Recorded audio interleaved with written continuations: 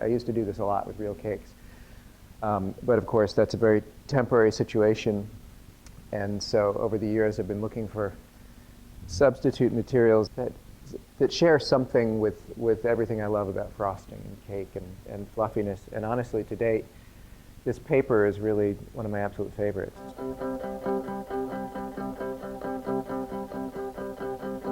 Well, I start with a real cake, which, is going back to the medium I really want to refer to. In this case, I made kind of a combination of royal icing buttercream with egg whites and butter that really got very stiff and hard if I let it set up for like a week.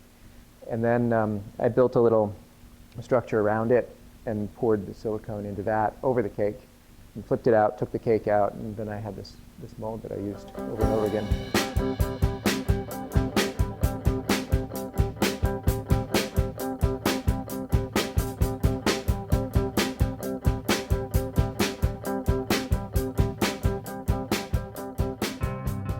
I'm thinking actually very much about modernist sculpture. It's really a case of, I guess, using a very inappropriate material, which is why a degree of verisimilitude is important. If these things just looked like your standard elements of modernist sculpture, the sort of piled up thing a la Brancusi on a stand in a gallery space, then I don't feel like I'm stretching that thought. But once it's something so unexpected and inappropriate like cake that's being used in that way, then it gets interesting for me.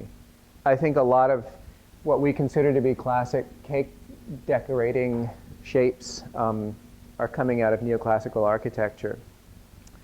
And again, I love the mismatch between that and modernist sculpting. If my cake decorating gets too perfect, it starts to look like architectural elements, which is actually why I get in there. And once I've decorated the whole cake, I don't know if you can see some of these things, but I'll pick the thing up with my hands and smash some of the decoration, just to say something more about the material. This is a soft material, it's fluffy.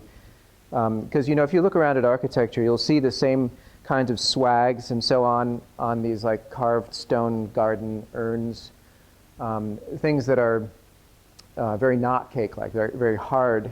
And if this whole stack wound up just looking like that, I wouldn't be happy with that either. I want it to really have a lot of that softness to it.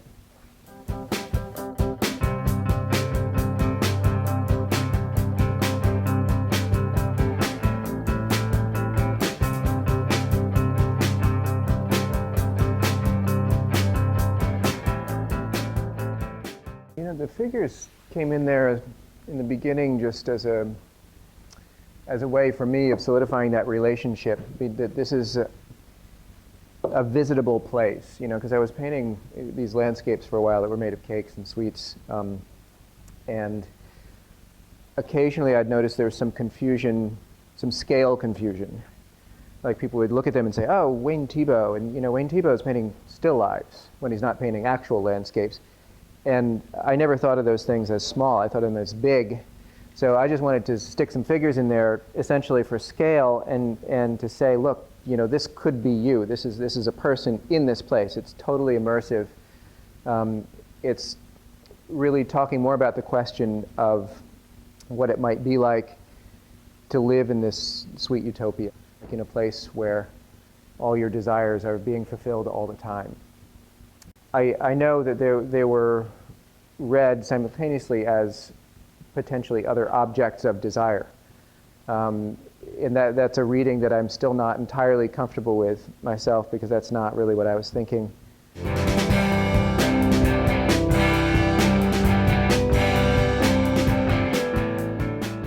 I was actually skeptical. I said, I'm not into that idea. Like, why do prints? We live in an age of mechanical reproduction. I don't understand what's special about this very old process that makes it relevant.